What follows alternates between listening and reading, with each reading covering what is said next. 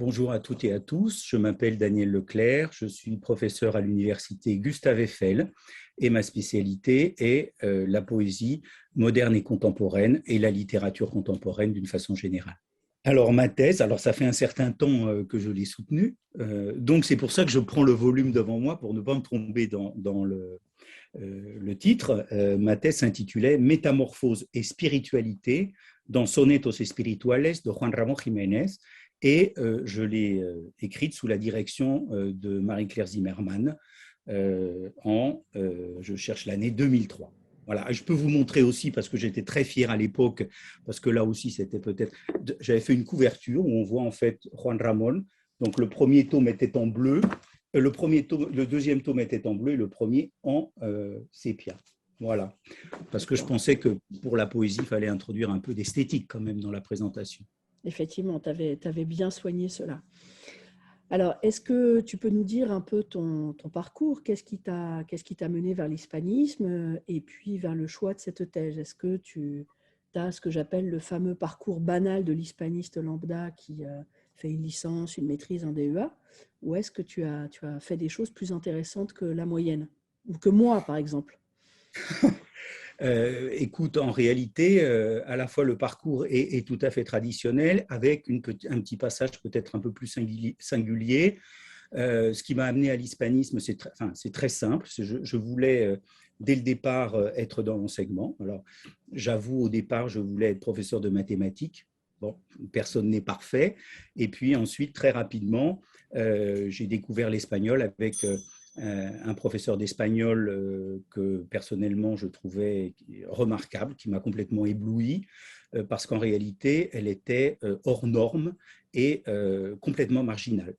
C'est-à-dire que c'était une femme qui était capable, par exemple, de faire les pires folies en classe, mais qui intéressait absolument enfin, la grande majorité des collégiens. J'ai eu la chance de la voir ensuite au lycée. Et donc, dès que j'ai commencé l'espagnol, je me suis dit, bah, voilà ce que je veux faire. Je voudrais devenir professeur d'espagnol.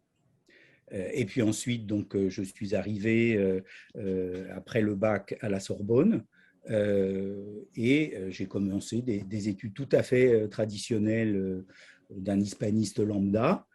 Mais arrivé à la licence, j'ai vraiment voulu suivre des cours de licence d'histoire de l'art.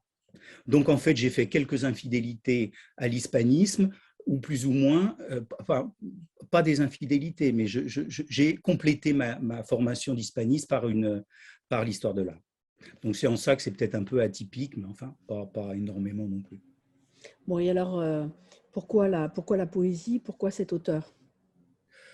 Alors là aussi, pourquoi la poésie? Parce qu'en fait, très tôt, c'est quelque chose qui m'a passionné dès les années de collège. C'est-à-dire qu'avec le professeur que j'avais, dès la quatrième, on étudiait des poèmes. Il y avait une pédagogie d'ailleurs autour de la poésie qui était assez intéressante. Et puis, pour faire court, arrivé à la Sorbonne, naturellement, j'ai continué à étudier la poésie, pas uniquement la poésie d'ailleurs contemporaine et moderne et contemporaine, mais aussi la poésie des 16e et 17e siècles. Ça a été une véritable passion. Pas que la poésie d'ailleurs, il faut bien dire, la littérature en général. Et j'ai fait la rencontre j'ai eu comme professeur Marie-Claire Zimmermann. Et là, une fois de plus, je suis tombé sous le charme de cette femme pour de multiples raisons. Parce qu'elle parlait de la poésie d'une façon absolument extraordinaire, dans la mesure où elle en parlait d'une façon très libre. On n'était jamais dans un cadre complètement sclérosant, mais au contraire, je veux dire, elle avait recours à toutes les théories, à toutes les connaissances possibles et imaginables. Et donc, ça m'a séduit. Et surtout, ce qui m'a séduit aussi, c'est une qualité humaine extraordinaire. Et je trouvais que ça se mariait bien, en tous les cas pour moi, avec la poésie. Donc, j'ai choisi de travailler avec Marie-Claire Zimmermann après beaucoup d'hésitation, parce que, comme je te le dis, j'avais une véritable passion pour le siècle d'or aussi. le théâtre et la poésie du siècle d'or. Enfin, il fallait choisir. Et voilà. Et comme Marie-Claire était là, je n'ai pas hésité très longtemps. Bon, j'imagine que du coup, tu as fait tes mémoires de maîtrise et DEA, que l'équivalent du Master 1 et Master 2 déjà avec elle.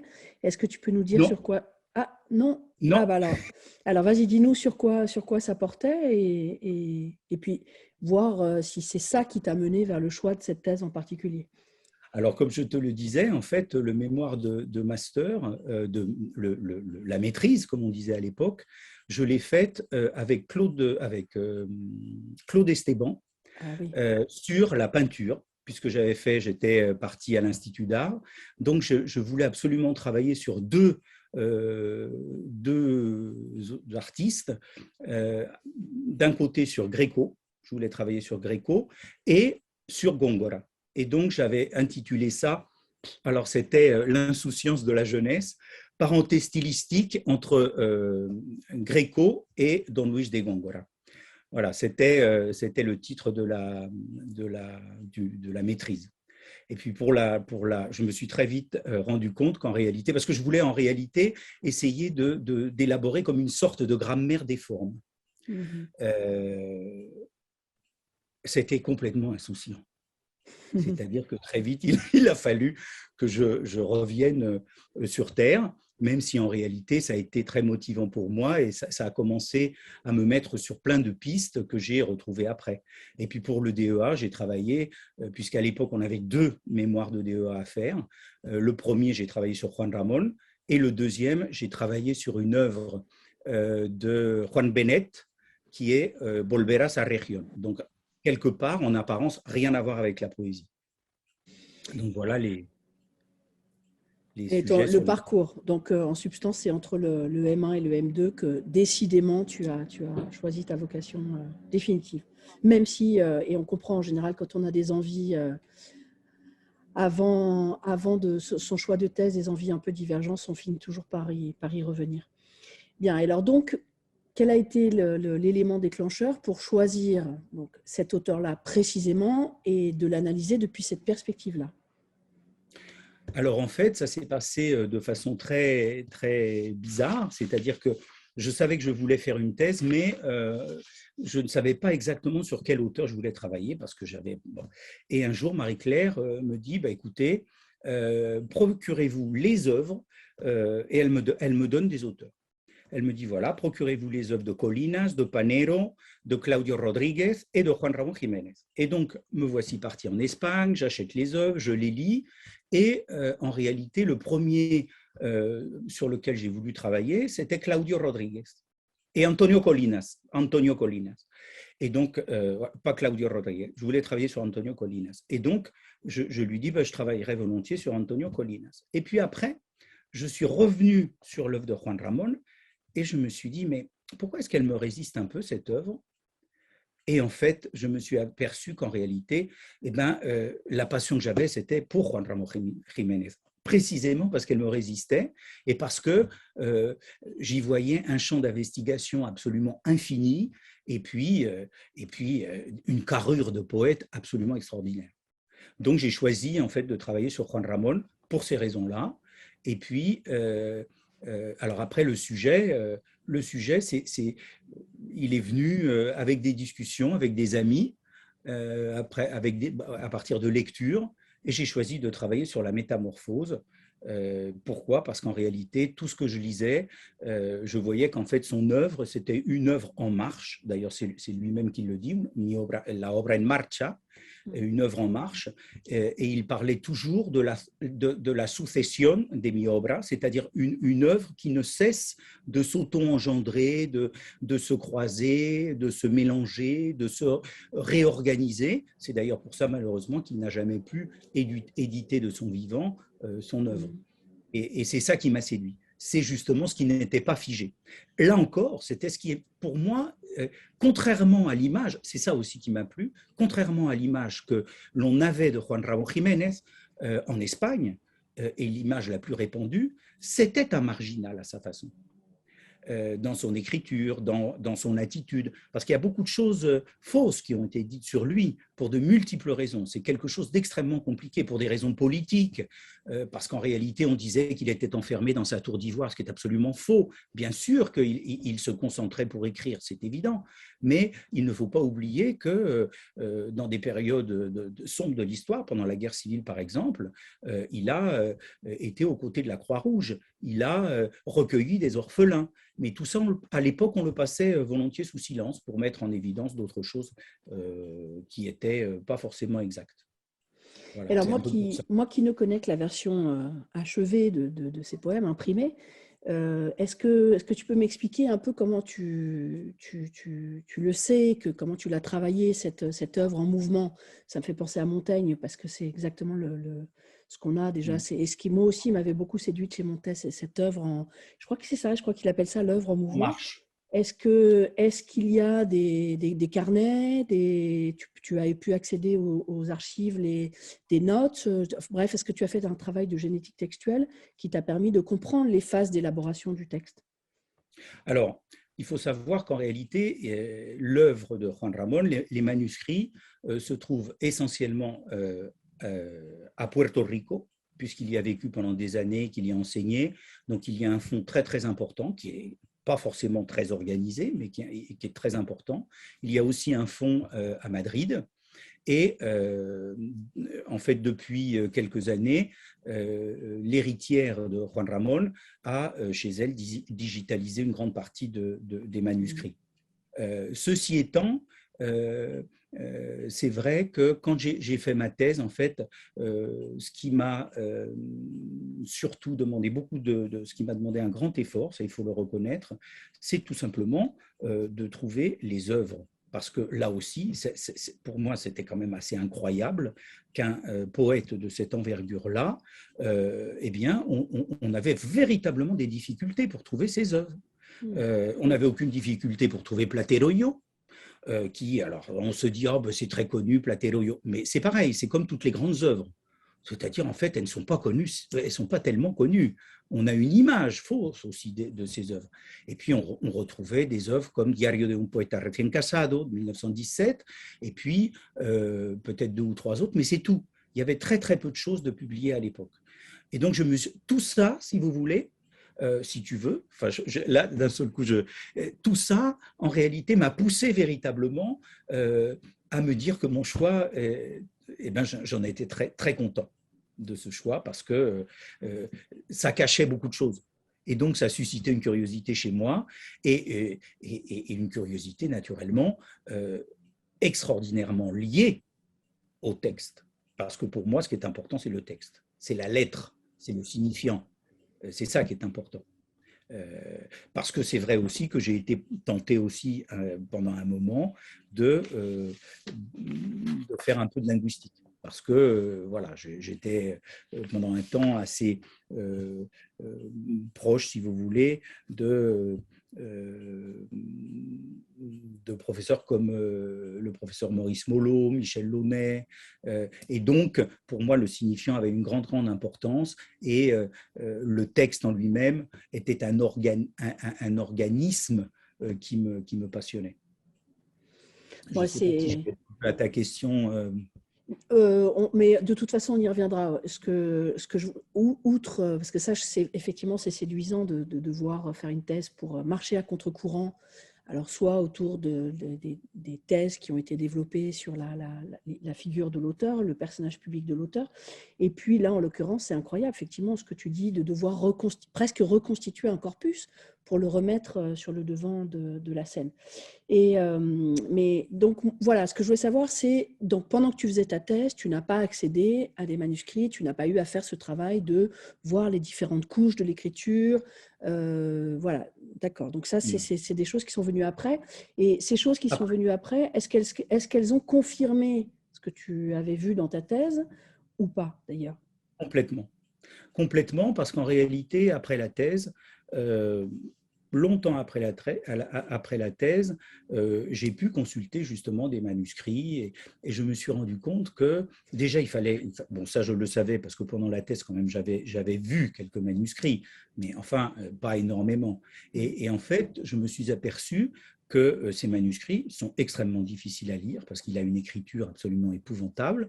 Et en réalité, là aussi, c'est tout un apprentissage parce que il faut voir justement, par exemple, il faut voir de quelle façon il orthographie les mots. Parce qu'en fait, il est l'auteur aussi d'une sorte de réforme orthographique.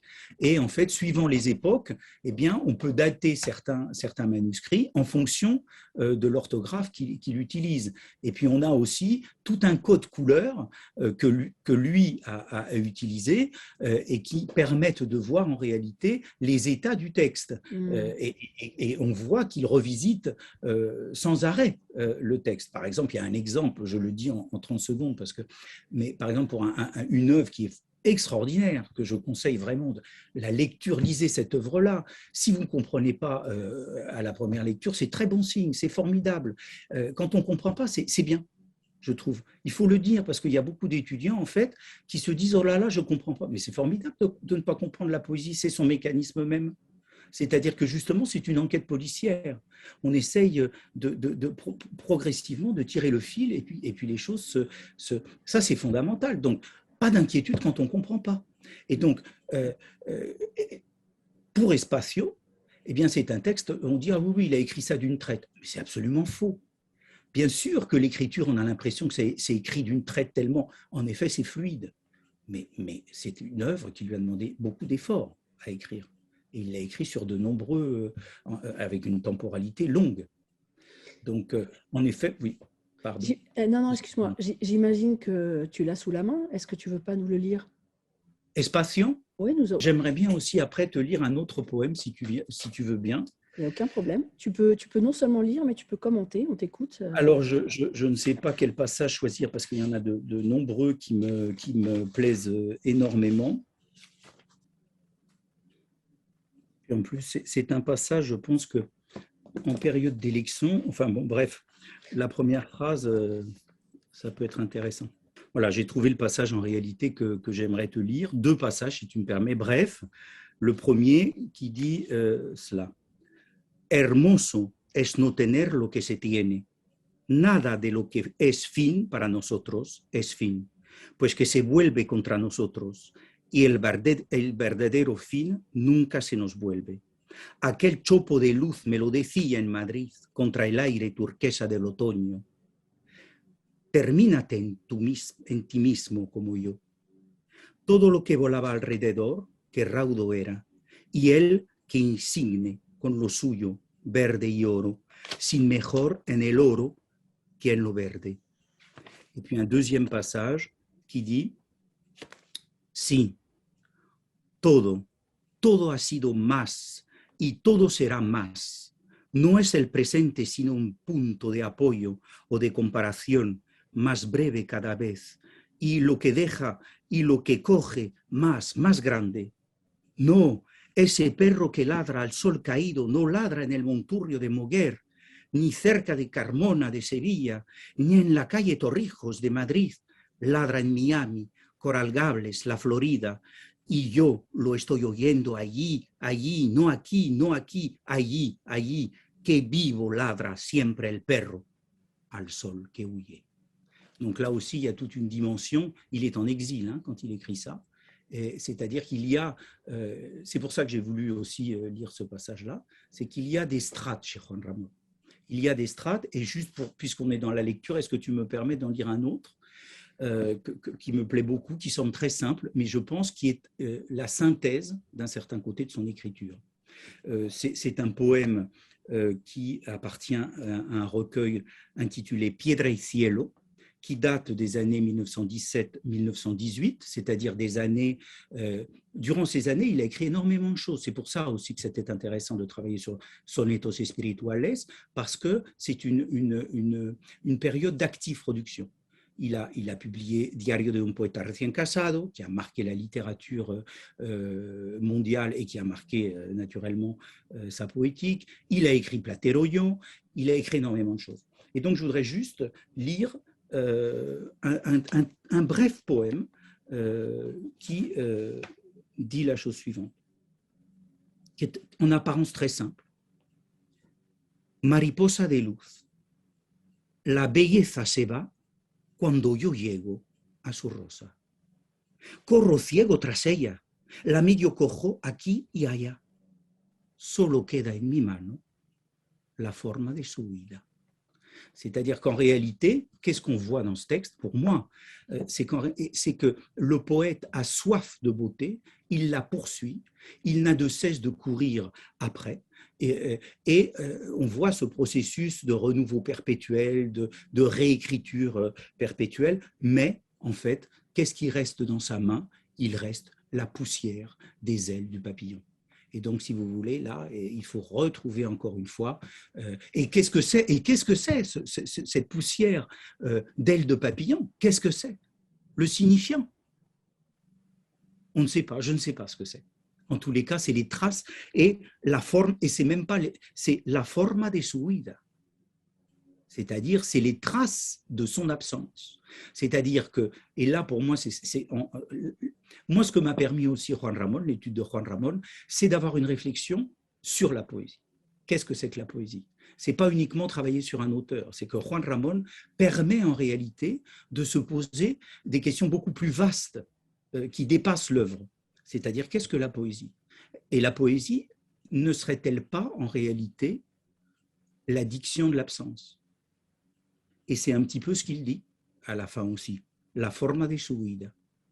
Voilà. Bon, j'arrête de me... Ah non, non, non, c'est une façon très, très belle et intéressante de parler de ton sujet. Et bon, la poésie n'est quand même pas un pis-aller, rassure-moi, puisque c'est le a pesar de todo. Non. Non, non, bien sûr que non. Mais chez Juan Ramón Jiménez, c'est vrai aussi que c'est un poète qui aspire toujours à la lumière, mais qui en réalité perpétuellement doit traverser l'ombre et la nuit. C'est-à-dire que c'est un poète solaire, peut-être, en apparence, mais c'est un poète qui doit en réalité à l'image un peu, bien que totalement différent, mais à l'image de Saint Jean de la Croix.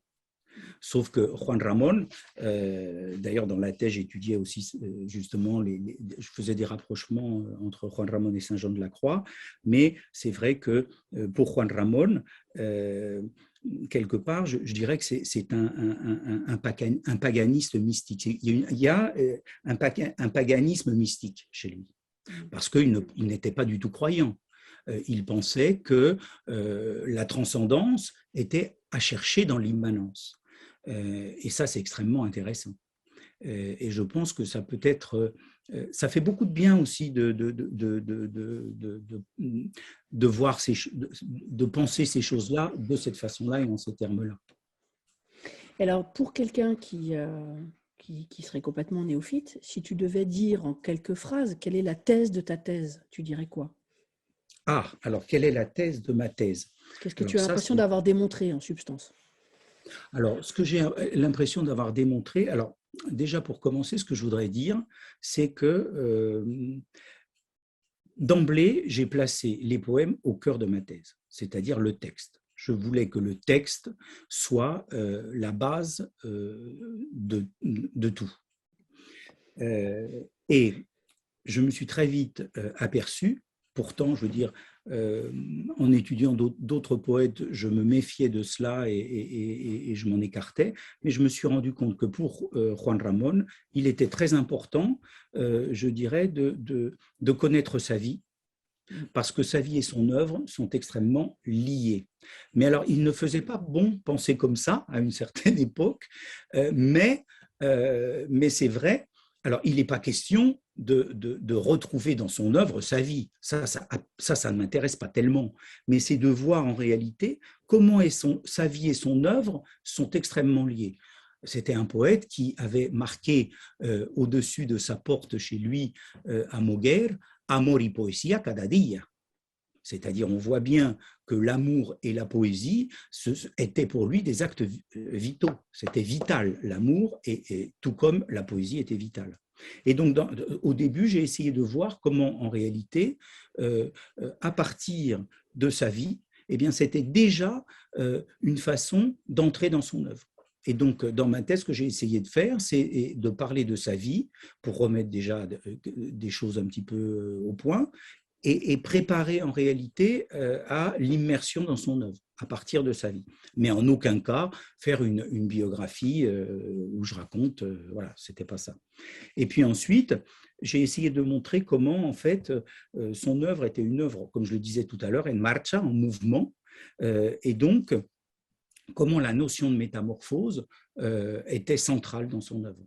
C'est-à-dire une métamorphose qui s'exprimait à différents niveaux, à tous les niveaux, je serais tenté de dire.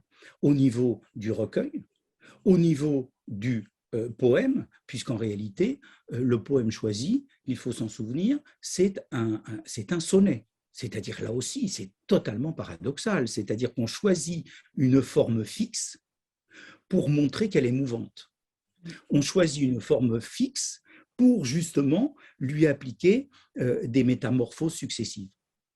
Et puis aussi au niveau de la phrase, c'est-à-dire je me suis intéressé j'ai essayé d'étudier et de voir comment la phrase épousait ou non le vers et comment en fait ce décalage entre la phrase et le vers pouvait justement être génératrice de métamorphose et de sens, c'est-à-dire comment ces décalages étaient lourds de sens. Et puis par ailleurs, naturellement, ça aussi c'est une évidence au niveau, je l'ai dit, de la syntaxe, et puis au niveau du signifiant, au niveau du mot en particulier. Et en essayant de voir justement comment les mots se faisaient curieusement écho entre eux et comment ce poète pouvait se lire naturellement. Alors on pourrait me dire, bon, comme chez tout poète, certes, mais pas de la même façon. D'une façon linéaire, c'est-à-dire chronologique, mais aussi c'est-à-dire d'une façon, on pourrait dire horizontale, mais aussi d'une façon verticale, et que la lecture verticale alimentait, ou l'inverse, la lecture horizontale, et qu'on arrivait là à un sens intéressant. Et puis, dans les métamorphoses aussi, il fallait s'intéresser, alors ça m'a donné énormément de travail, s'intéresser au rythme. C'est-à-dire qu'il y a là le rythme, lui aussi, est porteur de sens. C'est-à-dire que, et à l'indécasyllabe, puisqu'il a écrit les poèmes de Sonetos Espirituales, il les a écrits en indécasyllabe. Et donc, là aussi, c'était tout un chantier, véritablement. Je me suis intéressé au rythme en poésie espagnole, et je me suis aperçu qu'il n'y avait pas tellement d'études de fait sur le rythme en poésie espagnole. Alors, en France, on a Méchonique. Alors on a Méchonique avec tout ce qu'on peut en dire. Il a une époque, il a été très à la mode. Il y aurait beaucoup de choses à dire. Mais en Espagne, il n'y a pas une figure comme Méchonique. Donc je me suis dit, et je pense que c'est très important, en tous les cas pour moi. Je me suis dit, puisqu'il n'y a pas, on va inventer.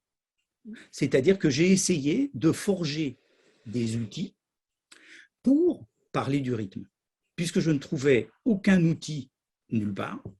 J'ai essayé de forger mes propres outils pour parler du rythme. Alors, j'ai eu recours à énormément de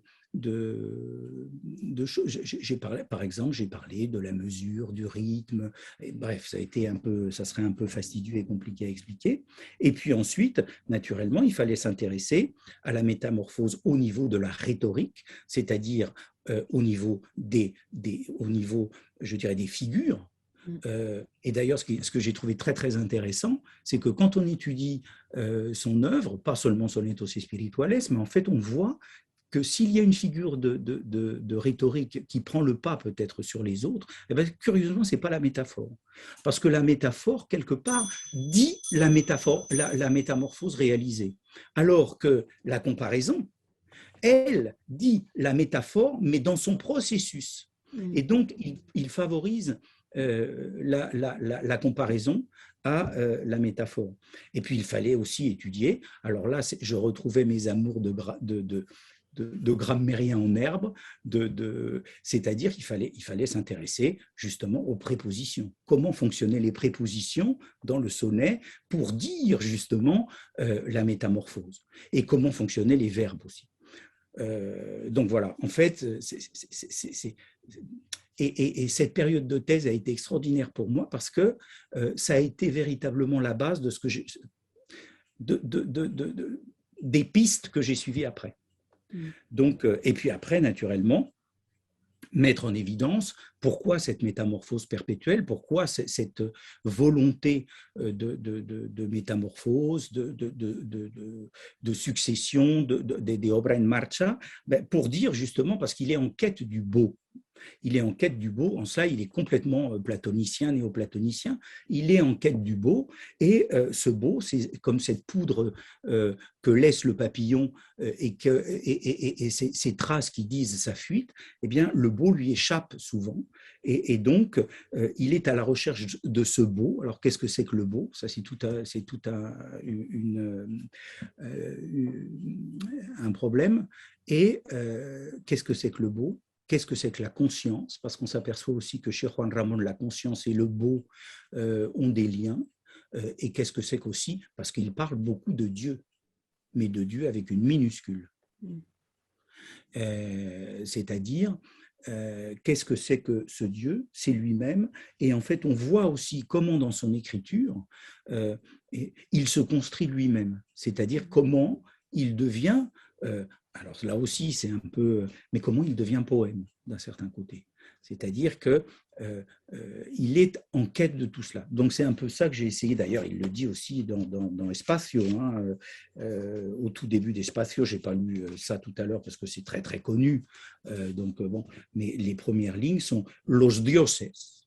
Enfin, je pense que c'est « Los dioses ». Pour quelqu'un qui est conventionnel, bon, « Los dioses no tuvieron más sustancia que la que tengo yo ».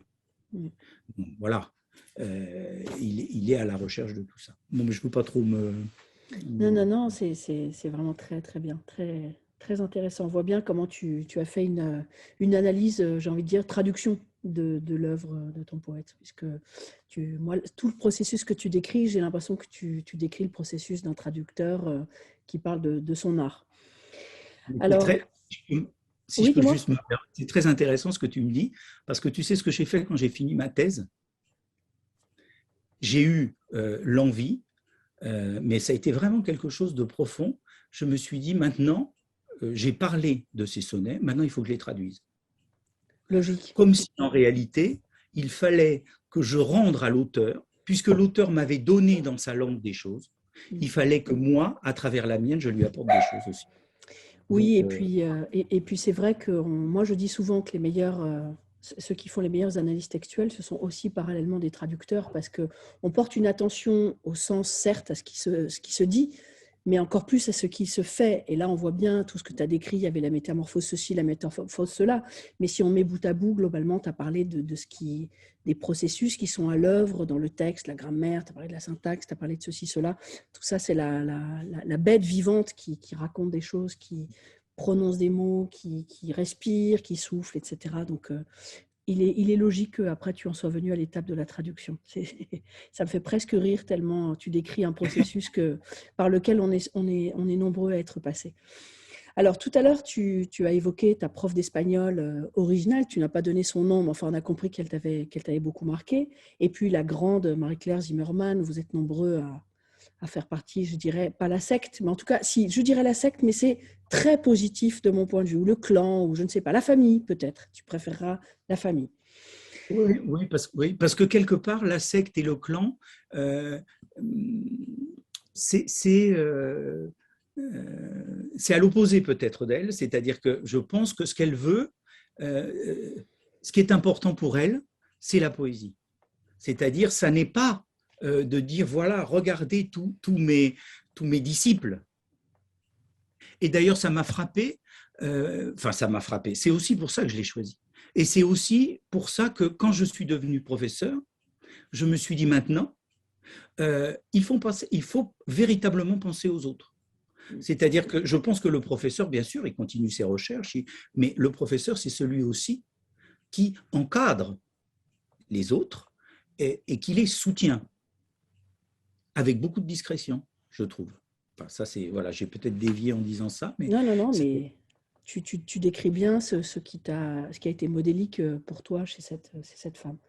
Bon, alors, en dehors de ces deux grandes enseignantes, enfin, enseignantes importantes pour toi, est-ce qu'il y a eu d'autres figures qui ont compté dans ton processus de doctorant, qui t'ont mené au bout de la réalisation de cette thèse?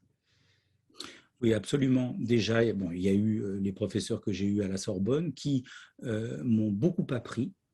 Alors, naturellement, je ne me réfère pas uniquement aux connaissances, mais paradoxalement, qui m'ont beaucoup appris aussi en pédagogie.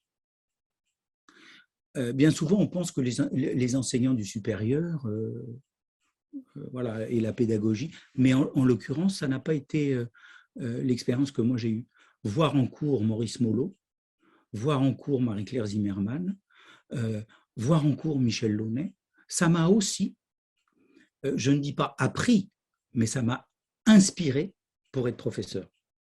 Donc toutes ces figures-là, en plus de m'apporter des choses qui m'ont nourri véritablement et profondément, ce sont des gens qui m'ont appris aussi à faire cours et à être avec les étudiants. Et d'un autre côté aussi, il y a des amis, lecteurs occasionnels ou pas, de poésie, qui ensuite, ou bien avant ou bien après, ont fait des thèses. Je pense par exemple à des amis et collègues, comme je pense à Claudine Marion Andrés, qui a fait une thèse sur Lope de Vega et sur le rire. Je pense à Milagros Torres, je pense à beaucoup d'autres, et ils m'excuseront si je ne les cite pas tous. Mais voilà, pour moi, la recherche aussi, à la fois, on est très très seul, mais aussi c'est aussi un échange. Et parce que c'est dans le dialogue que se construit quelque part la pensée aussi, je pense. Alors, quand on réfléchit, bien sûr, de façon solitaire, et on a besoin de quoi quand on est solitaire aussi d'écrire, parce que l'écriture est une façon de mettre à distance et de dialoguer. Donc voilà, c'est toutes ces personnes-là m'ont accompagné, m'accompagnent et je pense m'accompagneront. Alors, j'imagine que comme tout pauvre doctorant, tu as rencontré des difficultés. Tu en as évoqué tout à l'heure, notamment la nécessité de te forger tes propres outils pour parler de quelque chose d'aussi insaisissable que le rythme. Est-ce qu'il y en a eu d'autres de ces difficultés? Et puis, quelles sont les solutions que tu as trouvées pour les dépasser ou accepter qu'elles resteraient là, mais que finalement, ce n'était pas un si grand problème que cela? Alors, les difficultés, je l'ai évoqué tout à l'heure, une des difficultés que j'ai rencontrées, c'est déjà d'avoir les œuvres concrètement.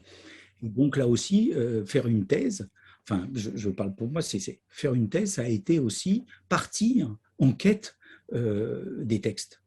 Donc, voilà, j'ai pris ma voiture, je suis parti en Espagne, et j'ai fait toutes les librairies de segunda mano que je pouvais trouver, tous les marchands de livres d'occasion. Et donc, c'était tout un univers que j'ai adoré parce que naturellement, on tombe sur d'autres livres que ceux de Juan Ramón. Donc, on est amené à lire quantité de choses intéressantes. Par exemple, j'ai découvert un livre que je ne connaissais pas. J'ai voulu le travailler pour la thèse aussi, qui est La Lámpara Maravillosa de Valle Inclán. C'est une œuvre magistrale merveilleuse. Donc, je suis parti en Espagne, j'ai fait les libraires d'occasion et je suis revenu avec la voiture, une toute petite AX à l'époque, débordante de livres. Voilà.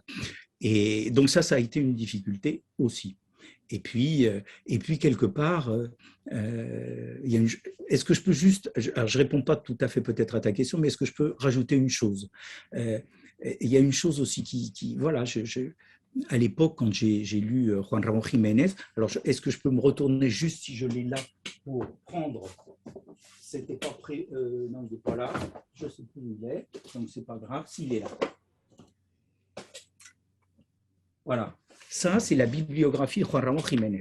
Donc c'est énorme, mais d'un certain côté, personne n'a fait de véritable étude, personne n'avait fait d'études monographiques sur Sonetos Espirituales, et les thèses vraiment sur l'œuvre de Juan Ramón étaient très, très peu nombreuses. Je pense par exemple à la thèse, et je voudrais citer son nom parce que c'est important pour moi de m'inscrire dans de quelqu'un que je n'ai jamais malheureusement connu, mais qui a fait une thèse sur Juan Ramón qui s'appelle Gilbert Hazan.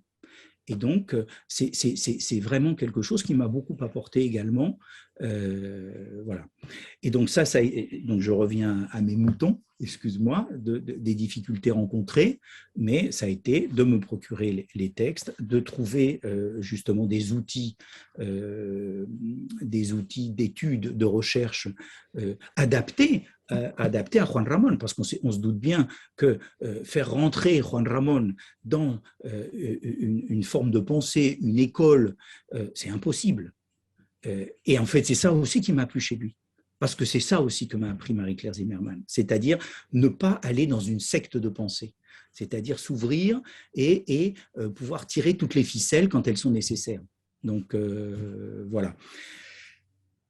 Quoi dire d'autre? Je me perds moi-même. Est-ce que l'écriture, par exemple, parce que pour certaines personnes, l'écriture, c'est quelque chose de pénible, ça avance à deux à l'heure, c'est compliqué, on recommence, ou est-ce qu'au contraire, toi, tu te mets devant ton ordinateur et puis hop, tu pars et ça se fait tout seul? Alors, quand je me mets devant mon ordinateur, c'est pas hop, malheureusement, du tout, mais après un long moment de silence, j'aime beaucoup les silences, contrairement à l'impression que je donne peut-être, mais après un long moment de silence, là, les mots commencent à venir. Et là, c'est une jouissance extraordinaire. C'est pour moi. C'est-à-dire l'écriture, pour moi, est aussi importante que l'apprentissage de la lecture des textes.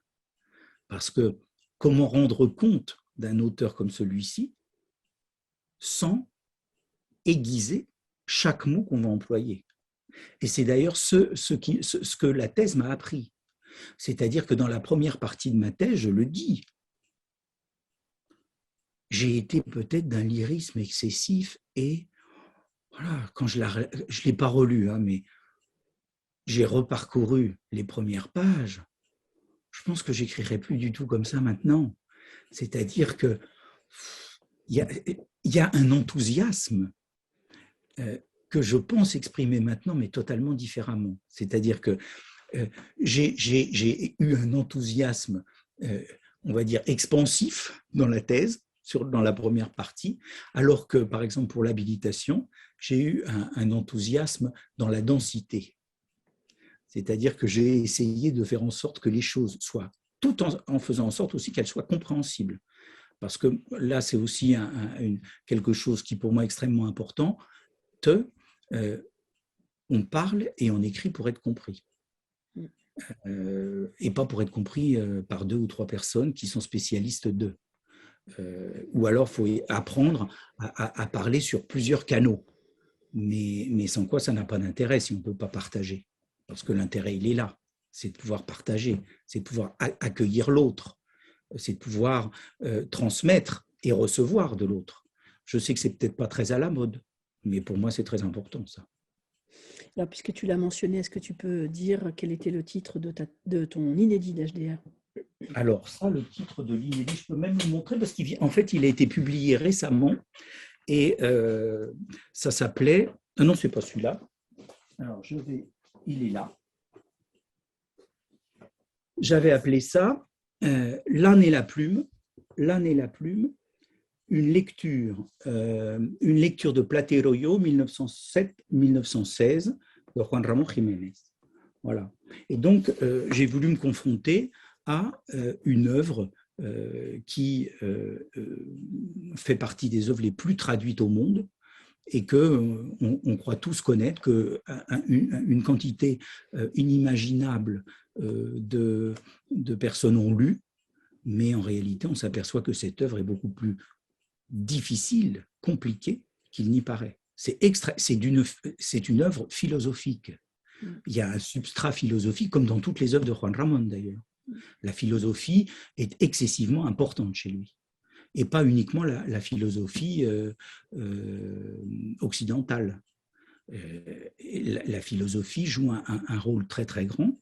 Et donc, là aussi, je reviens à l'écriture parce que je continue dans le fil que tu m'as donné, mais l'écriture est extrêmement importante parce que comment rendre compte, justement, et pour moi, c'est la difficulté la plus grande que j'ai rencontrée, comment rendre compte d'une chose très compliquée mais en apparence simple. Pour écrire sur ça, c'est très très difficile.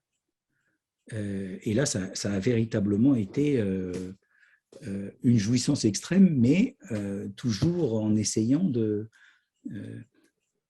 procéder par petites touches. Je ne sais pas si je suis très clair quand je dis ça. Si, c'est très clair, oui. Je pense qu'on est... Et puis, ce que tu dis sur le volume sur lequel tu as travaillé pour ta thèse, Platedo Idiot, c'est vrai que quand on travaille sur des œuvres très connues, voire des œuvres populaires, c'est difficile parce que d'abord, elles ont été très commentées, et puis de faire la preuve de manière simple de l'importance de ces œuvres. Et moi, je le vois avec 100 ans de solitude. C'est un peu le poncif, la tarte à la crème, tout le monde a lu cette chose-là. Et nous, on y entend peut-être une petite voix un petit peu différente et elle est difficile. Il est difficile de mettre des mots sur cette voix un peu différente. Ouais. Je comprends très très bien ce que tu me dis. Platero, ça a été l'HDR. Hein. Oui. Mais absolument, c'est exactement ce que j'ai ressenti. Je comprends très bien ce que tu dis. Bon, alors, justement, c'est cette petite voix qui est intéressante. Ah ben oui, mais elle est très ténue et puis c'est difficile de la... On l'entend très bien.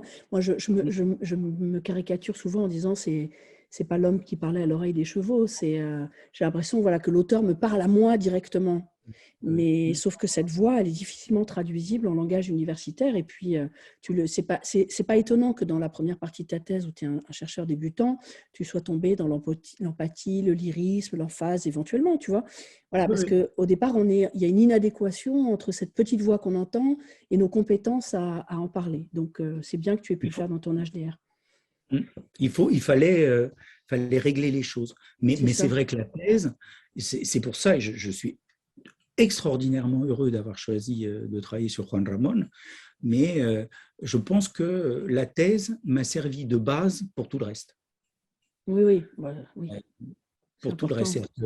Toute cette réflexion sur le rythme, quand on parle, parce que c'est de la prose, Platero, enfin, c'est de la prose, mais c'est de la poésie en prose, ou c'est de la prose poétique. Là aussi, il y a tout un débat, on ne va pas rentrer là-dedans, mais comment aborder ça? Quels outils utiliser? Et donc, tout ce que j'avais fait dans la thèse, ça m'a vraiment aidé énormément, ça c'est sûr. Et puis, tout ce qui gravite autour de toutes ces œuvres, tous les écrits, toutes les conférences qu'il a faites, il s'est intéressé à la littérature. Et puis, je veux dire, c'est un auteur aussi passionnant dans la mesure où, étant donné qu'il a vécu en Amérique latine pendant très longtemps, il a contact avec l'Amérique latine qui sont privilégiés. Donc, bien sûr. Et alors, bon, au terme de tout ce processus, un jour arrive la soutenance. Alors, est-ce que tu peux commencer par nous dire qui étaient les professeurs qui composaient ton jury? Ah oui, absolument. Alors, les professeurs qui composaient mon jury, on va retrouver aussi des choses. Il y avait donc Annick Allègre, qui était à l'époque à Pau. Il y avait Jocelyne Aubé-Bourlégueux, qui était à Nantes. Et puis Denise Boyer, qui était à Paris 4. Marie-France Delport, qui était linguiste à Paris 4. Marie-France Delport, parce que justement, il y avait cet amour de la linguistique et cet amour de la grammaire. Et la grammaire est présente alors, dans la thèse. La grammaire, là encore, il ne faut pas y voir de la sécheresse quand je parle de grammaire. Il y a de la sensualité dans la grammaire. Et je pense que, voilà, enfin, je vais partir sur la grammaire, et Daniel Miglos de Lille. Voilà. Et quel souvenir est-ce que tu gardes de cette journée? Extraordinaire. Et ça, alors, si les doctorants écoutent, je voudrais leur transmettre quelque chose que m'a dit Marie-Claire et que je transmets à mon tour. Elle m'a dit à l'époque, Daniel, la soutenance est une fête. Et c'est comme ça que je l'ai conçu, comme une fête. Donc j'ai préparé vraiment la soutenance de façon très, comment dirais-je, soignée. Et quand je suis arrivé, en fait, j'ai soutenu à l'Institut d'études catalanes, à la bibliothèque de l'Institut d'études catalanes. Et il s'est passé une chose absolument merveilleuse, extraordinaire, c'est que dans la salle, il y avait un public complètement hétéroclite. Il y avait un ou deux paysans, des ouvriers, des collègues, des universitaires, des inspecteurs, enfin une inspectrice de l'éducation nationale. Et en fait, le jury, tout ce monde est rentré dans la bibliothèque et le jury s'est retrouvé encerclé par le public. Et en fait, c'est devenu une sorte de, comment dirais-je, ça a été véritablement un dialogue entre les membres du jury et moi. La soutenance a été extrêmement longue parce que j'ai été extrêmement bavard et tout ce qu'on me disait, ça m'intéressait. Et donc, je rebondissais sur ce qu'on me disait.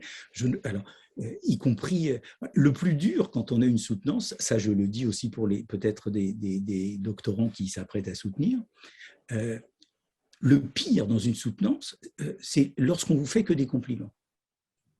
C'est terrible les compliments, parce que à part merci, on n'a rien à dire. Donc, en fait, ce qui est agréable, c'est la joute. C'est est-ce que vous pensez que, est-ce que vous n'auriez pas pu dire que, et là, véritablement, on peut défendre une soutenance de thèse en espagnol, si je ne me trompe pas, ça s'appelle una defensa. Hein. Voilà. Et c'est ça qui est intéressant. Alors, bien sûr, donc ça a été une fête, vraiment une fête. Ça a été et puis je revois ma mère, malheureusement, je ne veux pas rentrer dans des choses trop personnelles, ma mère n'était plus là, mais mon père était encore vivant, et je voyais dans son œil, il était né en 1911, hein, donc je suis arrivé très tardivement, on va dire, et je voyais dans son œil toute une histoire. Et ça, pour moi, c'est... on me dirait qu'il faut recommencer à faire une thèse pour voir ce regard-là, je la referai. Oui, je comprends. Alors, tu as dit tout à l'heure que la thèse, si je résume, hein, tu as tout appris, c'est à partir de là que tu as appris à travailler, que tu as appris à entendre la poésie, à la commenter. Et donc, je n'ai pas besoin de te poser la question de savoir dans quelle mesure ça a influencé le chercheur que tu es aujourd'hui. En revanche, j'aimerais bien que tu nous parles de l'enseignant que tu es aujourd'hui. Et en particulier, comment est-ce que ça s'enseigne, la poésie, à des jeunes étudiants d'aujourd'hui? Alors ça, c'est un vaste débat. Déjà, et c'est pour ça que j'ai tenu peut-être tout à l'heure de façon, quand j'ai précisé tout à l'heure qu'en réalité, quand on ne comprenait pas, c'était une bonne chose. Parce que la poésie fait peur, j'en suis tout à fait conscient. La poésie fait peur. La poésie fait peur aux étudiants, la poésie fait peur aux collégiens et aux lycéens, la poésie fait peur aux collègues aussi. Mais je pense qu'il ne faut pas en avoir peur de la poésie. Et donc, c'est déjà, quand j'enseigne la poésie, c'est déjà leur dire ça. C'est-à-dire que vous ne comprenez pas, mais c'est très bien. Ça veut dire qu'on va avoir beaucoup de plaisir. Ce n'est pas, par exemple, comme une page de roman où on ne comprend pas du tout l'histoire dès le début. C'est compliqué, ça. Mais un poème, si on ne comprend pas, ce n'est pas grave. Et alors, du point de vue de la pédagogie aussi, je ne vais pas me mettre... C'est-à-dire, j'essaye de leur dire déjà qu'il faut qu'ils soient à l'écoute d'eux. La poésie, c'est quelque chose qu'on accueille. Et pour l'accueillir, il faut être en disposition d'accueillir la parole poétique. Alors, je ne suis pas en train de dire qu'il faut être dans un état d'extase ou je ne sais quoi, mais il faut être ouvert. D'ailleurs, Juan Ramón parlait de poesía abierta et de poesía cerrada. Bon, mais ça, c'est encore un autre débat. Mais il faut être ouvert, il faut accueillir toutes les paroles poétiques. Et donc, je dis aux étudiants que la parole poétique, déjà pour qu'elle surgisse, il faut qu'elle surgisse dans un silence absolu. Mais dans un silence qui n'est pas l'absence de bruit, mais dans un silence qui soit un silence plein, qui puisse accueillir du sens. Et puis on lit. La lecture est très importante. Je pense que moi, j'adore faire lire les étudiants. La lecture est fondamentale, parce que la lecture, c'est déjà avoir les mots en bouche. Parce que la poésie, c'est quelque chose de très sensoriel. Donc, bien sûr que c'est une chose intellectuelle, bien évidemment. Enfin, on essaye de ne pas quand même scinder l'intellect et le corporel. Donc c'est ça pour moi, enseigner la poésie, c'est faire en sorte aussi que ce soit quelque chose de corporel. Et puis enseigner la poésie, parfois aussi, ça de plus en plus d'ailleurs j'ai recours à cela, pratiquer des ateliers d'écriture. C'est-à-dire enseigner autrement, c'est-à-dire, je pense que l'explication de texte, je suis un fervent défenseur de l'explication de texte, de l'analyse de texte. Et je suis très, très triste et assez inquiet quand je vois des étudiants arriver et dire qu'en fait, les explications de texte, ils en ont fait très peu, que ce soit en langue étrangère ou en français. Je trouve ça très inquiétant. Très inquiétant, pourquoi? Parce que apprendre à faire des analyses de texte, c'est tout simplement apprendre à lire. Et je pense qu'on apprend à lire à tout âge. Et je pense que quand on n'a pas appris à lire, eh bien, ça se traduit parfois dans des choix qu'on est amené à faire. Par exemple, lors des élections, des choix politiques, des choix de vie. Donc, je pense que je sais que les humanités, on considère ça un petit peu comme, voilà, oui, c'est pas très important, mais c'est fondamental. C'est être en société, c'est être les uns avec les autres.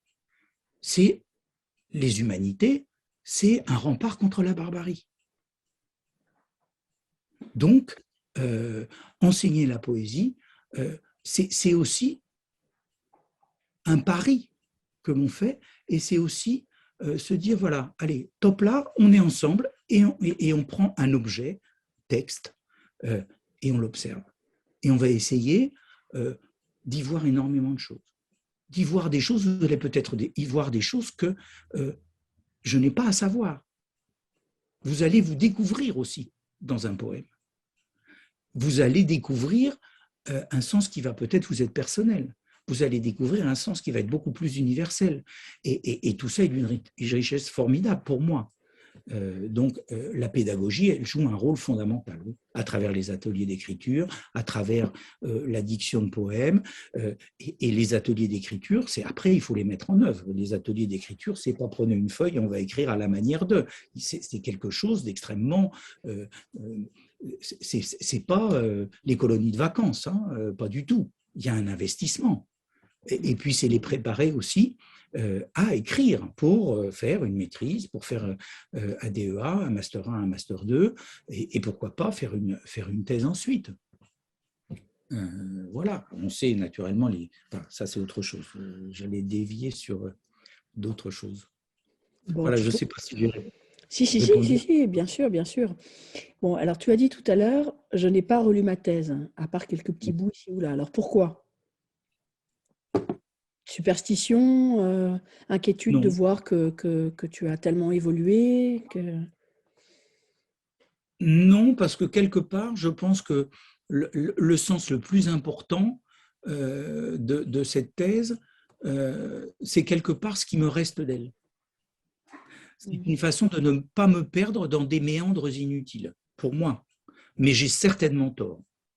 Parce que je pense que là, justement, avant notre entretien, juste avant, malheureusement, je n'ai pas pu avoir énormément de temps pour me replonger dans la thèse, mais j'ai feuilleté la thèse et je me suis dit, ah, tiens, ça, cette idée-là, tiens, il faudrait que je pense, il faudrait que je m'en souvienne de cette idée-là.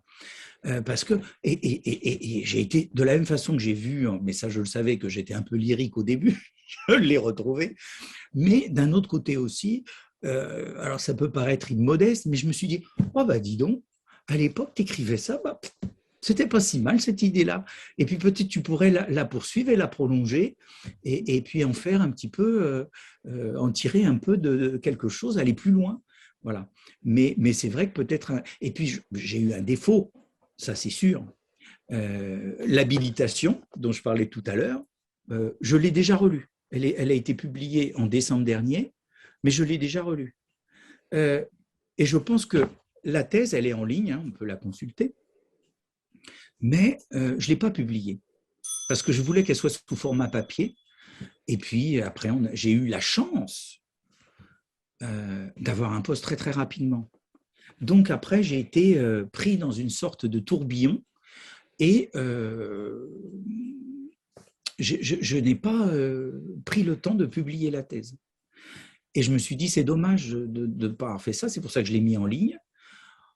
Et c'est probablement aussi pour ça que je ne l'ai pas relu, parce qu'il m'aurait fallu un support papier qui ne soit plus sous le format de la thèse. Où là, je me serais replongé dedans, mais... Bon. De toute façon, après, tu as fait des tas d'autres choses à partir de ce qu'elle t'a appris. Donc, ce que tu disais au début est très juste. Ce que je conserve, c'est l'importance qu'elle a eue pour moi et comment elle a été une source d'inspiration pour la suite. Alors, quels sont les... Oui, dis-moi. Et comment, en fait, à partir justement de toute cette thèse, j'ai essayé, ça a abouti à me donner une véritable image aussi bien du poète que de son écriture.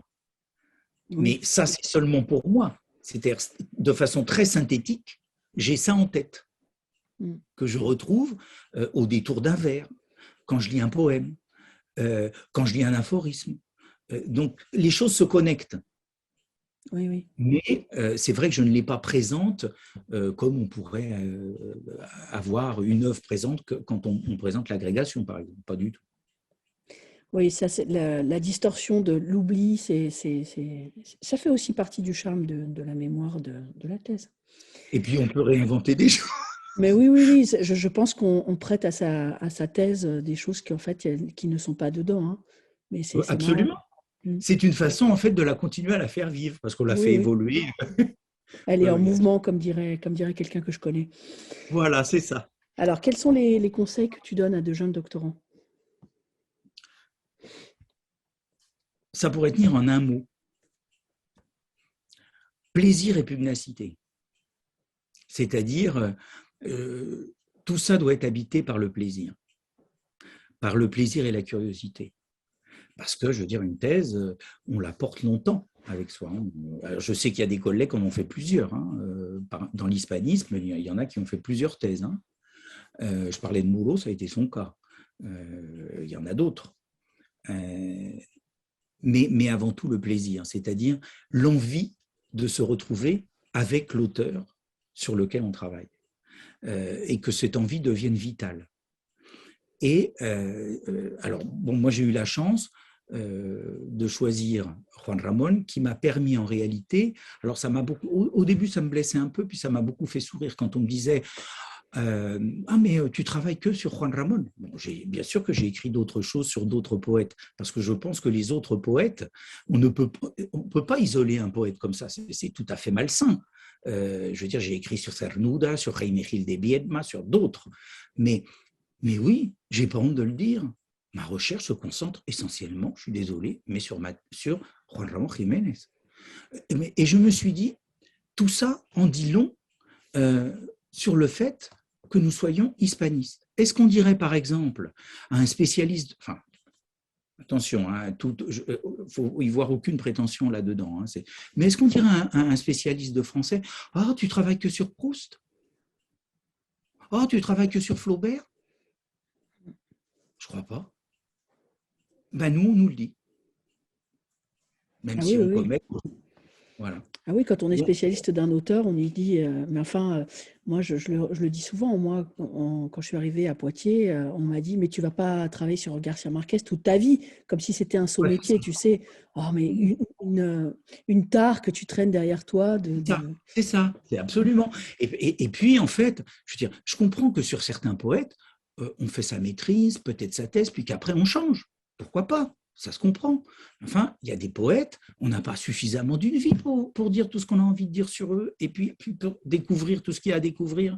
Et tu parlais des textes et des manuscrits, tous les cartons qui attendent à Puerto Rico d'être ouverts. Je veux dire, c'est passionnant. Bon, donc, pour en revenir à ta question, le plaisir. Choisir. Et puis, si on se trompe dans son choix, ce n'est pas grave non plus. Hein, parce qu'après, on peut bifurquer. Je veux dire, on est libre. On peut faire des tas de choses. La rigueur, c'est-à-dire, surtout quand. Enfin, alors, malheureusement, ça sera de moins en moins le cas. Moi, j'ai fait ma thèse et j'enseignais en même temps. Dans un collège. Alors très bien, heureusement j'étais dans un collège alors que j'avais voulu enseigner en lycée pendant des années, parce que bref, j'ai enseigné au lycée aussi, mais où j'avais 24 heures de cours hein, et 500 km à faire par semaine. Bon, mais ça permet aussi de faire des choix, ça permet aussi d'aller à l'essentiel. Et puis de gérer son temps pendant les vacances, parce que forcément, il y a des laps de temps où on ne travaille pas forcément à sa thèse. Mais en fait, tous ces conseils-là sont inutiles parce que je pense que malheureusement, de moins en moins, il y aura des gens du secondaire qui pourront faire des thèses. Je le déplore profondément. Voilà. Donc le plaisir, la rigueur, surtout ne pas se laisser en faire, connaître les différentes théories, connaître le maximum d'outils dont on peut disposer, mais ne pas s'enfermer justement dans des sectes ou dans des moules ou dans des façons de penser. C'est-à-dire que je pense que la meilleure chose qu'on peut apporter à un auteur, enfin essayer, c'est de forger les outils qui correspondront à son texte, de forger les outils qui correspondront à son œuvre. Ça, c'est pas facile. Parfois, on arrive, parfois, on échoue. Je veux dire, moi, il y a certains moments, je voudrais développer des choses et puis peut-être que ça se fera plus tard. On n'y arrive pas toujours. Mais ça, oui. Et puis surtout, ne jamais se décourager. Écrire, c'est difficile. C'est extrêmement difficile d'écrire. Éviter tout bavardage dans l'écriture. Éviter tout bavardage. Éviter la facilité. Mais on peut aussi être dans la facilité pour commencer à écrire. Moi, j'ai bien été lyrique. Donc, voilà. Et puis, ne pas avoir peur d'écrire non plus. Moi, je pense qu'il est très important d'écrire vite. Enfin, d'écrire vite, rapidement dans le processus c'est-à-dire, écrire, par exemple, qu'on ne sait pas quoi écrire. Mais écrire qu'on ne sait pas quoi écrire, c'est déjà écrire. Et puis, ça s'enchaîne. Donc, avoir confiance en soi. Pas trop, parce qu'après, ça tourne à la prétention. Mais avoir confiance en soi et puis avoir confiance aussi dans son auteur, savoir l'écouter, savoir si c'est un film, savoir le regarder. Enfin voilà, je ne sais pas si mes conseils sont très bons, mais enfin, c'est ceux que j'aurais envie de donner. Et puis aussi de partager, parce que une thèse, la plupart du temps, on est seul. Donc c'est très important, je pense, de temps à autre. Alors certes, on a son directeur de recherche, mais c'est très important aussi de partager avec d'autres sa passion, y compris avec des gens qui n'y connaissent rien. Parce que c'est là qu'on voit si ce qu'on raconte, c'est compréhensible ou pas. C'est là qu'on voit si l'émotion, on peut la partager ou pas. Et puis aussi, bon, mais ça c'est très personnel, fuir tout jargon. Sauf quand il est indispensable, bien évidemment. Mais essayer, encore une fois, de parler pour être compris.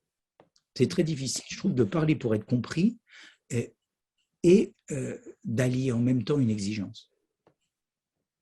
Alors, je ne sais pas si c'est difficile de le faire ou si on a peur de le faire à cause de l'image qu'on va renvoyer, notamment à la communauté universitaire. Tu sais bien que quand on écrit simplement, mais oui.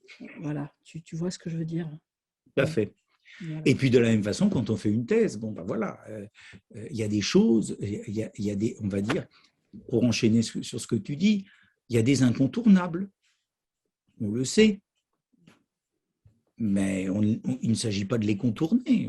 Voilà, ils sont là, mais ça, il ne faut pas que ça soit paralysant. Je ne sais pas si, voilà, je pense que tu me comprends aussi quand je dis ça. On se comprend très bien. Alors, pour finir, je vais te ramener à ton mois du début de ta thèse, puisque je vais te demander, si tu veux bien, de nous lire la première phrase ou les 2 ou 3 premières, si ça fait davantage sens, et puis de nous en faire un commentaire. Oh là là, ça va être compliqué. Qu'est-ce que je peux vous lire? Je ne sais pas du tout. Il faut que ce soit les premières phrases, toutes premières phrases. Les premières phrases. Voilà. Comment tu as commencé et Ça va être dans le lyrisme. Ben, je me doute, mais commente-nous le jeune homme que tu étais enflammé. Alors voilà. Oui, trois lignes. Peut-être Vas-y. que ça va, peut-être pas. Je n'avais pas prévu ça, donc je n'ai pas repéré. Mais on va essayer les trois premières lignes. Peut-être que je Vas-y. vais amener. S'il est vrai que le nom de Juan Ramón Jiménez est connu des hispanistes, il n'en est pas moins vrai que l'homme, le poète et son œuvre le sont paradoxalement beaucoup moins, tant des hispanisants que du grand public. Voilà, c'est les premières lignes, c'est-à-dire en fait ce que je voulais poser d'emblée, c'est que je ne comprenais pas et que c'était source pour moi de douleur de voir un poète de cette taille, de cette envergure, qui n'était plus étudié. Je pourrais le dire encore maintenant. Je veux dire, qui étudie des textes de Juan Ramón à l'université? Je serais curieux de le savoir. Je pense qu'il est peu étudié. Et paradoxalement, on étudie beaucoup, mais bien sûr, parce que Juan Ramón, c'est ringard, alors que c'est complètement faux. Et il y a un livre qui vient de paraître, je ne sais pas si je l'ai là, peut-être que je l'ai là, qui vient de paraître, qui est très intéressant. Je n'ai pas encore fini de. Mais qui est Ecos de una voz. Ecos de una voz. Et Ecos de una voz, c'est-à-dire, qu'est-ce que fait cet auteur? Eh bien, il montre à quel point les poètes de 27 ont, excusez-moi de cette vulgarité, pompé Juan Ramón Jiménez. C'est-à-dire, mais des vers entiers.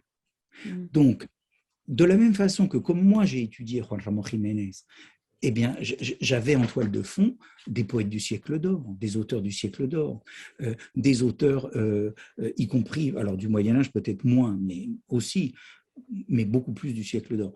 Et de la même façon, je pense que quand on veut étudier la génération de 27, il faut aussi étudier ceux qui viennent avant, et puis voir un petit peu justement, alors on parle beaucoup d'Antonio Machado, à raison, on parle beaucoup moins de Juan Ramón Jiménez, à tort. Et je pense que c'est vraiment à tort. C'est-à-dire que s'il y a un poète qui a, je crois, éclairé toute une génération et suscité autant d'envie et de jalousie, c'est lui. Voilà. Alors on pourrait parler et donc je voulais, dès le début de la thèse, dire clairement que voilà un monument de la littérature qu'on passe sous silence. Comme en France d'ailleurs. Quand on va visiter un théâtre, on vous parle de Molière, on vous parle de Shakespeare, mais on ne vous parle jamais de Lope de Vega. Pourquoi? Il est mineur? Mais pas du tout. Il est majeur. Et Juan Ramón est majeur. Voilà. Alors, excuse-moi de dire ça, mais d'un seul coup, c'est très important. Donc, c'est les premières phrases que je voulais mettre. C'est-à-dire attirer l'attention sur le fait que, voilà, j'avais juste mis avant, j'avais écrit, ça c'est les premières pages, mais j'avais mis ces premières pages comme ça, hein, juste comme ça au début de la thèse. Voilà. Et en réalité, je disais, voici, à l'époque, hein, quand je l'ai écrit, voici plus de 40 ans que l'un des poètes majeurs de la littérature espagnole s'est éteint à Porto Rico. On était en droit d'espérer qu'en 1998, pour l'anniversaire de sa mort, Juan Ramón Jiménez, relativement oublié, j'étais modeste en disant relativement, aurait vu advenir le jour de sa résurrection. Mais son œuvre semble être de plus en plus délaissée. Certains de ses écrits n'ont même jamais été étudiés. Nous pensons plus particulièrement au sonnet spirituel. Je veux dire, quand on pense qu'après ma thèse, quand j'ai eu finir d'écrire ma thèse, il y avait, alors je ne dis pas en quantité, mais il y a eu des œuvres inédites qui paraissaient. Son œuvre est immense. Donc, oui, je travaille sur Juan Ramón Jiménez. Oui, j'en suis très, très heureux. Et je souhaite à tous les doctorants d'avoir un compagnon de vie comme ça. Écoute, ça me semble une bonne conclusion. Se trouver un bon compagnon de vie qui vous accompagne depuis la thèse jusqu'à la retraite. Alors, juste une petite précision, ça peut être un compagnon de vie. J'ai été obligé de le mettre au masculin. Mais je voudrais mettre un mot là qui n'est pas de genre. Oui, bien sûr. Voilà. Alors, bon, allez, pour finir, on va au-devant de plein de petits week-ends délicieux au printemps sur une chaise longue dans un jardin. On relit quel poème? Oh, mais ça, Alors, je l'ai en français parce que la seule édition existante à l'époque, elle était en bilingue, justement traduite par Gilbert Hazan. Euh, on relit espace, espacio, on lit espacio. Et on n'essaye pas de comprendre forcément, on se laisse porter et on le relit. Et après, on s'interroge, mais voilà, on relit espacio. Mais on peut lire aussi, pourquoi pas, si on a envie de quelque chose d'un peu plus en prose, on peut relire Platero. Il y a des textes absolument terribles dans Platero. On peut s'intéresser par exemple à Platero en se disant, mais euh, cette œuvre qui a été tellement traduite dans toutes les langues, qu'est-ce qui a été traduit à quel moment et sous quel régime, dans quel pays? Il y a des chapitres qui ont disparu. Hein. Par exemple, en italien, à une certaine époque, il y a des chapitres qui ont été expurgés de Platero. Ça aussi, c'est intéressant pour une œuvre pour enfants. Donc, on peut lire Platero avec des yeux d'adulte et avec des yeux d'enfant. Là aussi, c'est un auteur. Excuse-moi, je suis reparti là. Mais Platero fait partie de ces œuvres rares que peuvent lire les enfants avec plaisir et les adultes avec plaisir aussi et profit. Il n'y en a pas beaucoup comme ça. Donc, on peut relire Platero aussi. Bah, écoute, c'est ce que je vais relire sur ma chaise longue dans les prochains week-ends. Bon, Voilà, Daniel, je te remercie beaucoup pour cet entretien et globalement d'avoir accepté de participer au projet. J'ai passé un moment très agréable en ta compagnie et en la compagnie de ton compagnon de vie, puisqu'on voit bien qu'il est toujours quelque part, il flotte autour de toi. Donc, merci beaucoup. mais Caroline, c'est moi qui te remercie pour m'avoir demandé de participer à ce projet que je trouve absolument extraordinaire. Donc, c'est moi qui suis honoré et qui suis très heureux d'avoir pu répondre à tes questions et d'avoir pu dialoguer. Et aussi, je parlais du regard, voilà, d'avoir pu échanger et avoir pu échanger sur plein de choses, j'en suis certain. Donc, merci à toi, Caroline. Merci beaucoup.